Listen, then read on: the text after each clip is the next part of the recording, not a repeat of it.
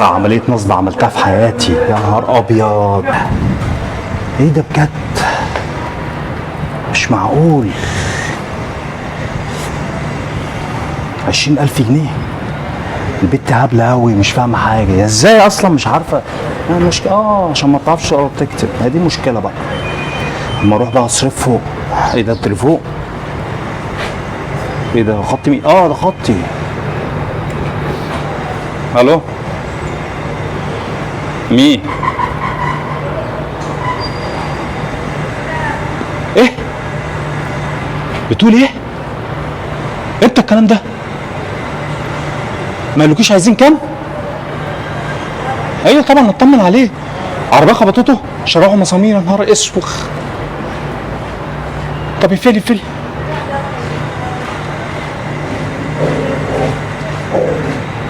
50,000 جنيه.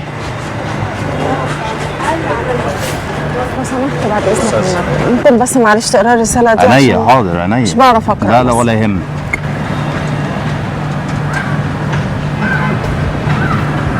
دي رساله جايلك من فودافون، بيقول لك عايزه تشحني التليفون وحاجات زي كده يعني. لا عادي يعني، رساله عاديه يعني، ما تقلقيش يعني. انت كنت مفكره حاجه يعني تانيه؟ لا دي رساله عاديه. ماشي. والله ما تعرفيش انا محل موبايلات؟ لا مش عارفه والله. ما تعرفيش محل موبايلات خالص؟ لا هو تقريبا هتلاقي ناحيه الحصري كده. اصل كنت عايز اشتري موبايل وكده، والله مدايخ من ساعتها، عايز اشتري موبايل وكده. عايز تشتري موبايل؟ انا دايخ على موبايل اصلا.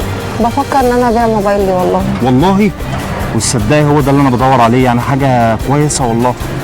طيب والله يعني عايزه فيه كام؟ طب ده يعني انا شايف اللي هو كده يعني، قولي انت كده رقم يعني نقوله مثلا 400 جنيه.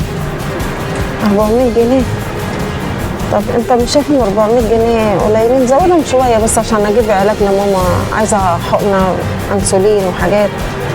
انا هبيع والله عشان معذوره بس في علاج امي. خلاص ماشي يا ستي، خدي 500 جنيه هم. ماشي؟ انت بخط في التليفون؟ طيب تمام، هطلع لك الخط. ماشي ثواني يا ست، الخط اهو. مش عايز اي حاجه ثانيه؟ انت عارفه انا مش ورايا مشوار، كنت جيت لوالدتك دلوقتي، جبت لها العلاج، بس انا عشان متاخر دلوقتي حالا. ولا يهمك. يلا عايزه حاجه؟ شكرا. يلا مبسوطه؟ الحمد لله. السلام عليكم. مع السلامه.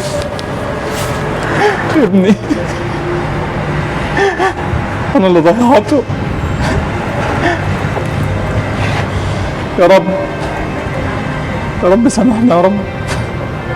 انا مش عارف انا عملت كده ازاي، انا كنت محتاج، بس انا كنت عشان ما كنتش هعمل كده. المفروض كنتش هعمل كده. السكه اللي انا ماشي فيها دي لازم ابطلها، لازم. ابني دفع الثمن، ابني دفع الثمن مكاني.